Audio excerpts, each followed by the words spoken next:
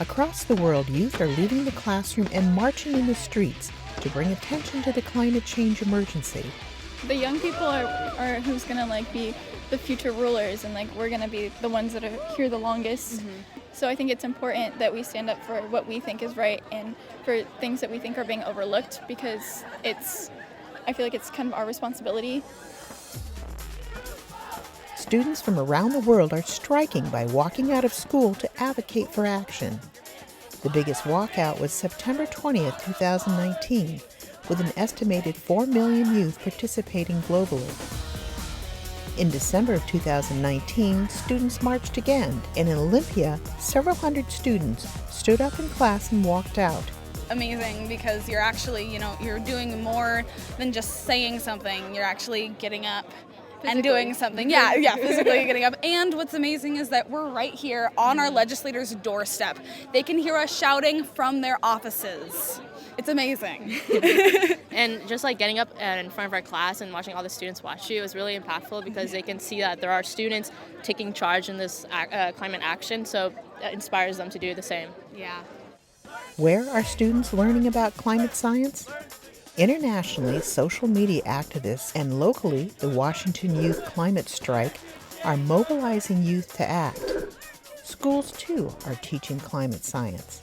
Well, personally, I had a really great 8th grade teacher, Mr. Brewer, at Washington Middle School, and we watched CNN Student News every day, and issues like that were just made aware to me, and I was like, wow, this is a really big issue, and that kind of sparked my interest, and I learned more from them. I don't tell them climate change is real. I give them multiple data sources. I give them graphs and charts and articles, and these are all vetted resources, and then they are able to reach that conclusion. They understand. Kids are way smarter than we give them credit for. I know they're getting most of their information actually outside of the classroom. And hopefully that unit in 6th grade gives them a foundation in the science behind the conversation, that they can be more critical of the information they take in the future. And then I also teach 7th grade science. And so I keep returning to it. So I've got the same kids the following year, and we returned back to that during chemistry. Chemistry is, we hit climate change. It really solidifies for them when we're studying molecules and atoms and heat and motion of particles. They understand the atmosphere all of a sudden at another level.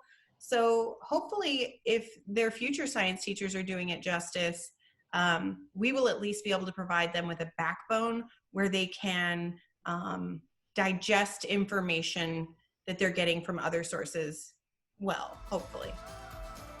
Even with the social distancing protocols in place during the pandemic, students found ways to keep their urgency of their message alive. Social networking became even more important. Students can see hope in collective action and will continue to advocate for change.